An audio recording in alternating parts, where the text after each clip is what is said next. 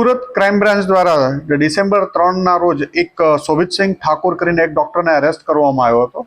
આ શોભિતસિંહ ઠાકોરે આદિલ નુરાની કરીને જે 2020માં ડીસીબી દ્વારા 1 કિલો એમડીનો કેસ રજીસ્ટર કરવામાં આવ્યો હતો અને આદિલ નુરાની જે છેલ્લા 3.5 વર્ષથી જેલમાં હતો, એણે જામીન મેળવવા માટે પોતાની માતાને બીમારી છે હૃદયની, એવી રીતે બોગસ સર્ટિફિકેટ શોભિતસિંહ ઠાકોર દ્વારા આપવામાં આવ્યું હતું.